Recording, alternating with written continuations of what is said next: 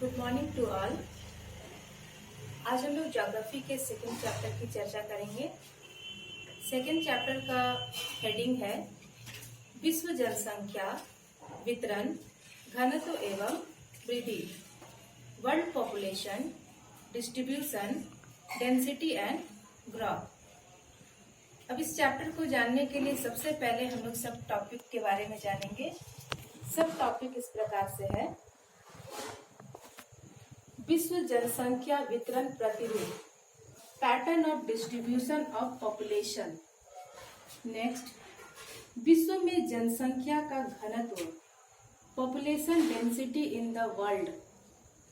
Next sub topic, जनसंख्या के वितरण को प्रभावित करने वाले कारक, controlling factor of distribution of population.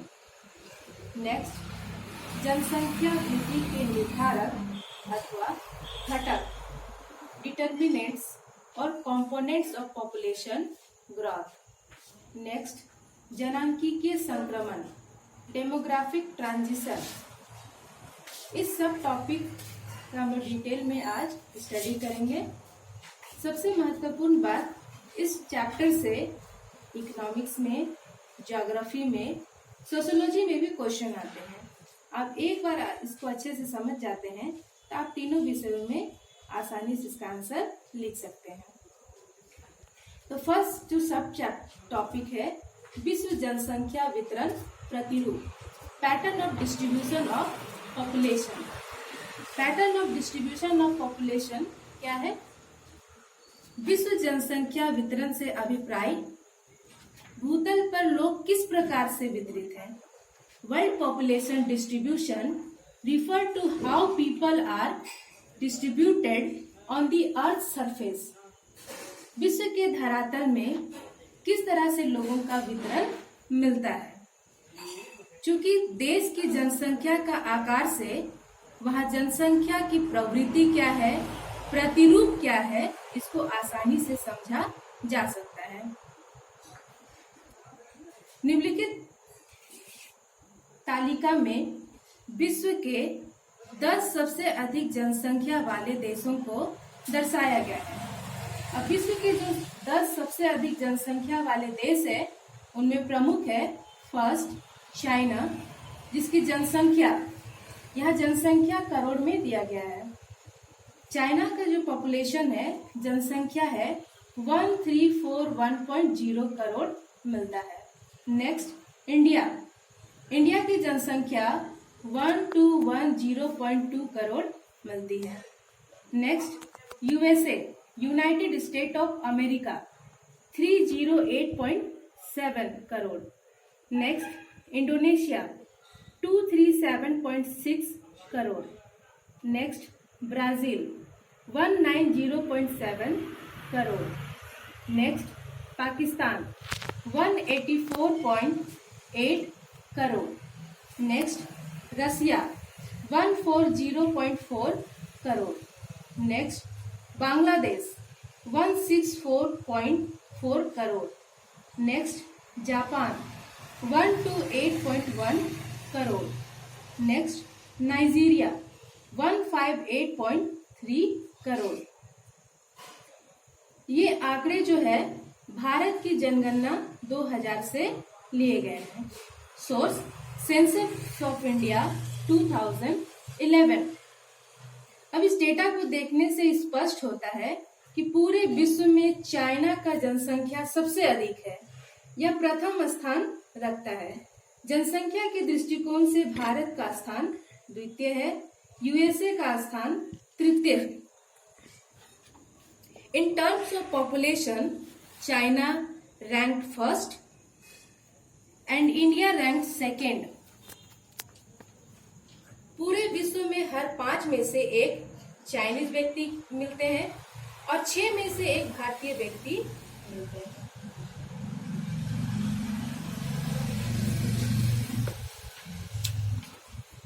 इस डेटा को हम लोग देखने से पता चलता है कि विश्व के जो 10 सर्वाधिक जनसंख्या वाले जो देश हैं, उनमें से 6 देश, जिनमें China, India, Indonesia, Pakistan, Bangladesh, Japan Asia के अंतर्गत आते हैं। यूएसए उत्तरी अमेरिका में स्थित है, ब्राजील दक्षिणी अमेरिका में स्थित है, जबकि रसिया का विस्तार एशिया और यूरोप कॉन्टिनेंट में मिलता है। एशिया और यूरोप महाद्वीप में मिलते हैं। नेक्स्ट हम लोग सब टॉपिक की चर्चा करेंगे, जनसंख्या घनत्व, पॉपुलेशन डेंसिटी। पॉपुलेशन डेंसिटी जनसंख्या के अनुपातिक पक्ष को प्रदर्शित करता है। Population density represent the human land ratio. जनसंख्या घनत्व को निम्नलिखित सूत्र के माध्यम से ज्ञात किया जाता है। इसका जो पहला सूत्र है, फॉर्मूला है, डेंसिटी निकालने के जो फॉर्मूले हैं, जिनमें फर्स्ट और इम्पोर्टेंट जो है नॉर्मल और एरिथमेटिक डेंसिटी, सामान्य अथवा अंकगणितीय घनत्व। अंकगणितीय घनत्व को निकालने का जो फॉर्मूला है, total population divided by total area. कुल जनसंख्या को कुल क्षेत्रफल से भाग करने पर एरिथमेटिक डेंसिटी अंकगणितीय घनत्व प्राप्त होता है। नेक्स्ट, पोषण घनत्व, न्यूट्रिशन डेंसिटी। इसको निकालने के लिए कुल जनसंख्या को डिवाइड किया जाता है कुल कृषिगत भूमि से। Total population divided by total agricultural land. Next, तुलनात्मक घनत्व, कंपैरेटिव डेंसिटी। कंपैरेटिव डेंसिटी को निकालते हैं कुल जनसंख्या को भाग किया जाता है भूमि की उत्पादकता से। Total population divided by productivity of land. Next, कृषिगत घनत्व, agricultural density, cultivable population divided by agricultural land. Next, आर्थिक घनत्व, इकोनॉमिक डेंसिटी। इकोनॉमिक डेंसिटी को प्राप्त किया जाता है population requirement divided by available resources. जनसंख्या की आवश्यकता को जनसंख्या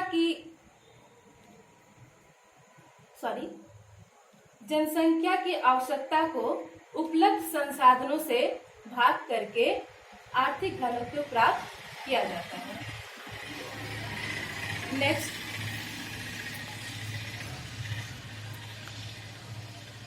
जो सब टॉपिक है, विश्व में जनसंख्या का घनत्व, population density in the world. Population density in the world, विश्व में जनसंख्या का घनत्व एक समान नहीं मिलता है, क्योंकि पूरे विश्व में एक जैसी जलवायु, एक जैसा धरातल आकृति या कह सकते हैं उच्चावच, नेचुरल वेजिटेशन, वाटर रिसोर्स इत्यादि समान नहीं पाई जाती है। और यही कारण है कि विश्व में जनसंख्या का घनत्व भी असमान एवं विखंडित है, अनइवन एंड डिसऑर्गेनाइज्ड। पूरे विश्व का 90% जनसंख्या 10% भूभाग पर निवास करता है।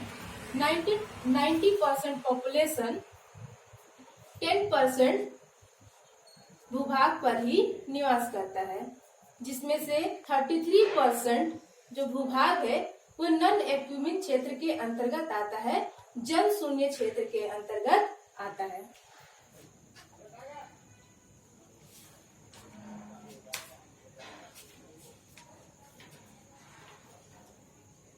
अंकगणितीय घनत्व के आधार पर पूरे विश्व को 3 महत्वपूर्ण जनसंख्या घनत्व में विभाजित किया गया है। अब ये 3 महत्वपूर्ण जनसंख्या घनत्व के जो मंडल है, फर्स्ट है हाई डेंसिटी जोन, उच्च घनत्व का मंडल, उच्च घनत्व के मंडल के अंतर्गत एवरेज डेंसिटी एवं 100% पर स्क्वायर किलोमीटर मिलता है। औसत घनत्व 100 व्यक्ति प्रति वर्ग किलोमीटर से अधिक मिलता है, जिसके अंतर्गत 4 प्रमुख क्षेत्र हैं। South and south east Asia, जिनमें India, Pakistan, Bangladesh, Sri Lanka, Laos, Vietnam आते हैं। India, Pakistan, Bangladesh, Laos, Vietnam इत्यादि आते हैं। Next east Asia.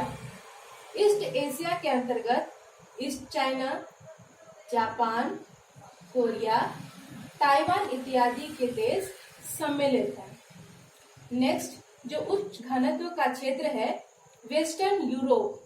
Western Europe के अंतर्गत united kingdom, France, Germany, Italy, Switzerland, Denmark, Netherland इत्यादि आते हैं। नेक्स्ट जो क्षेत्र है नॉर्थ ईस्ट नॉर्थ अमेरिका। इसके अंतर्गत नॉर्थ अमेरिका का उत्तरी पूर्वी भाग आता है, यूएसए एवं कनाडा के क्षेत्र आते हैं। एशिया में सबसे अधिक जनसंख्या घनत्व का प्रमुख कारण है कृषि अर्थव्यवस्था का अधिक विकसित होना। यहाँ कृषिगत अर्थव्यवस्था काफी डेवलप है और यही कारण है कि एशिया वाले क्षेत्रों में जनसंख्या अधिक मिलती है। साथ ही साथ उपजाऊ मृदा के रूप में, नदी घाटियों के सहारे उपजाऊ मृदा के रूप में जलोढ़ मृदा का फॉर्मेशन मिलता है, निक्षेपण मिलता है, डिपोजिशन मिलता है। और जलोढ़ मृदा जो है, एलुवियल सॉइल है, पूरे विश्व का सबसे उपजाऊ मृदा है, most fertile soil in the world. और यही कारण है कि यहाँ चावल की कृषि सबसे अधिक होती है। चावल जो है अधिक से अधिक लोगों का भरण पोषण करने में सहायक है और इन क्षेत्रों में जनसंख्या अधिक मिलती है। जहाँ तक बात है western Europe, north east north America, ये वेस्टर्न यूरोप वाला क्षेत्र एवं नॉर्थ ईस्ट अमेरिका एवं कनाडा, यूएसए के क्षेत्र, इन क्षेत्रों में अधिक जनसंख्या का प्रमुख कारण टेक्नोलॉजिकल डेवलपमेंट एवं इंडस्ट्रियलाइजेशन है। अत्यधिक औद्योगिकरण एवं तकनीकी विकास के कारण इन क्षेत्रों में उच्च घनत्व के क्षेत्र पाए जाते हैं, अधिक जनसंख्या पाई जाती है। नेक्स्ट जो घनत्व का क्षेत्र है जो डिवाइड किया गया है, second number, low density region, निम्न घनत्व का मंडल। इन क्षेत्रों में एवरेज जो डेंसिटी मिलता है बिलो 25% पर स्क्वायर किलोमीटर। औसत घनत्व 25 व्यक्ति प्रति स्क्वायर किलोमीटर से भी कम मिलता है और यह पूरे विश्व का 70% क्षेत्र घेरता है। लो डेंसिटी रीजन को भी 2 प्रमुख भागों में विभाजित करके इसका अध्ययन किया जा सकता है। फर्स्ट, विरल जनसंख्या प्रदेश, स्पार्सली पॉपुलेशन रीजन। इसके अंतर्गत डेंसिटी बिटवीन 1 to 25% पर स्क्वायर किलोमीटर मिलते हैं।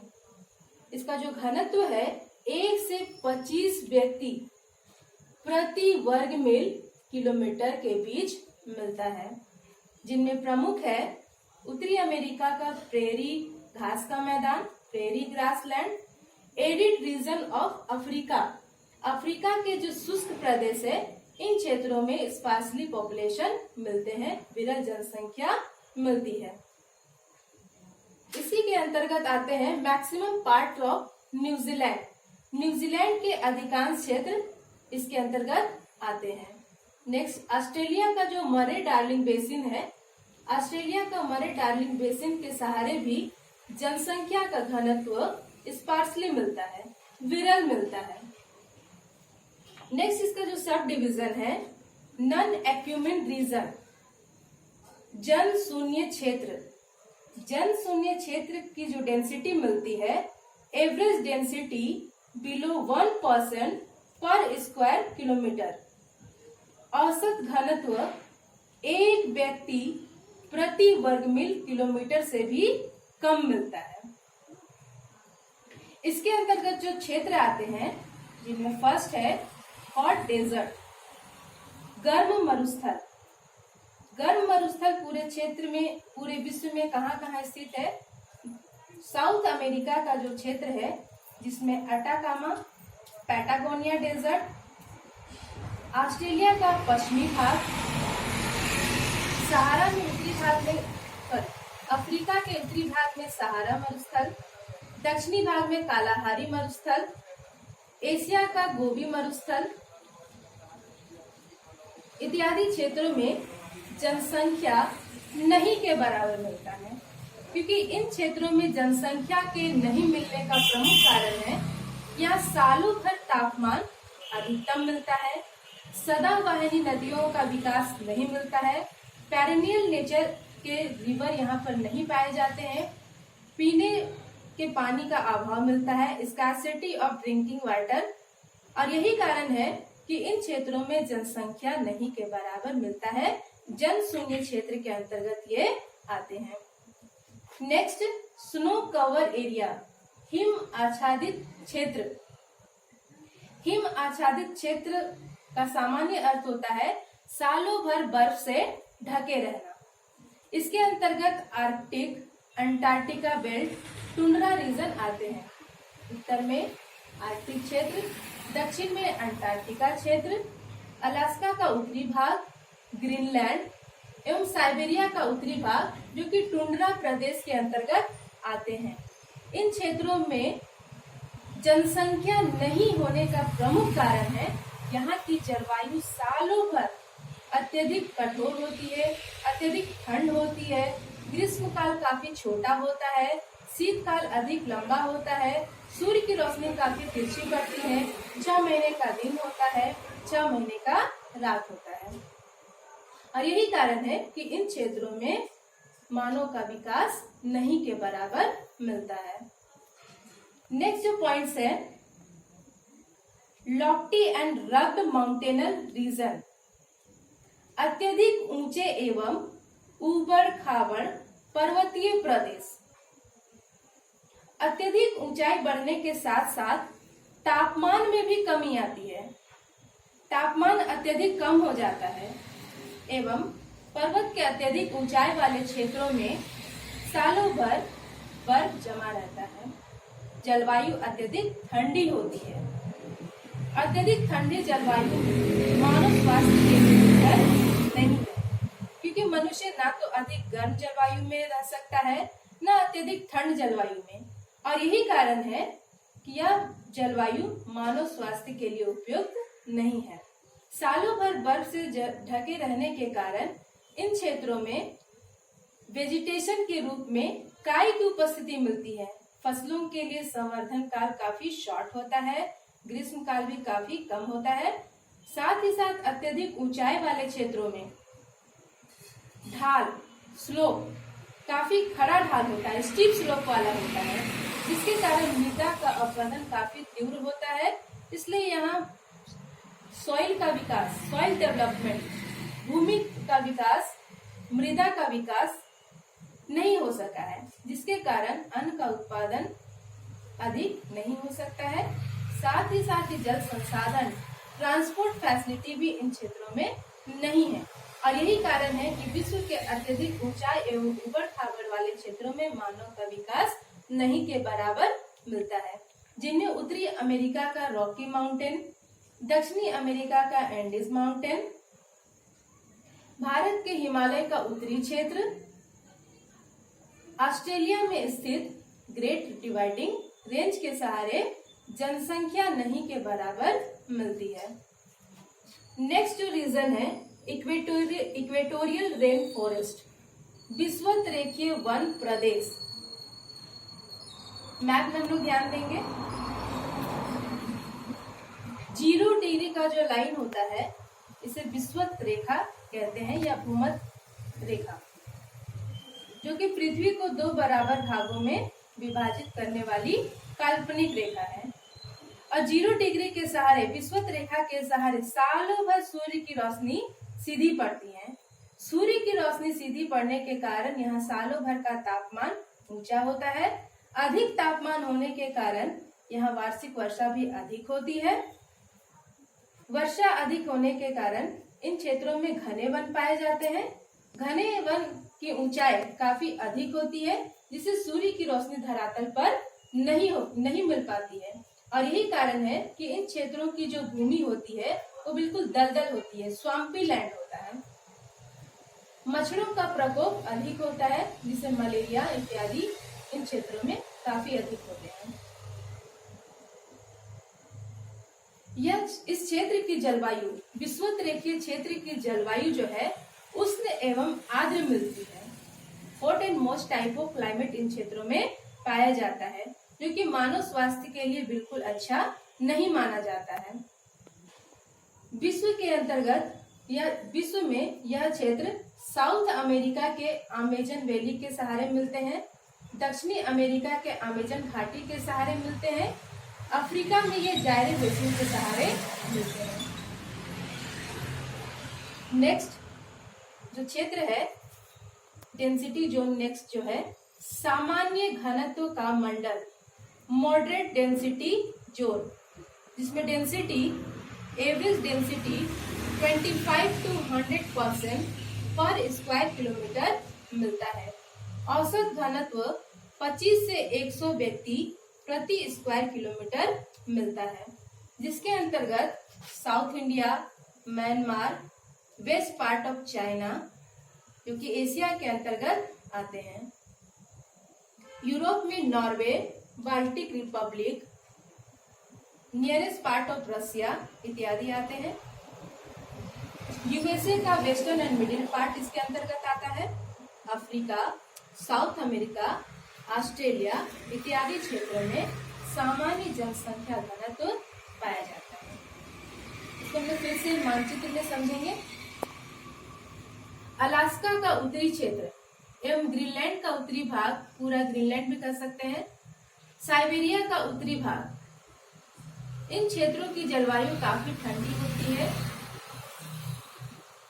अत्यधिक ठंड जलवायु के कारण फसलों के लिए संवर्धन काल काफी कम होता है। ग्रीष्म काल काफी छोटा होता है, जो कि मानव स्वास्थ्य के लिए उपयुक्त नहीं है और इन क्षेत्रों में मानव का विकास नहीं के बराबर हुआ है।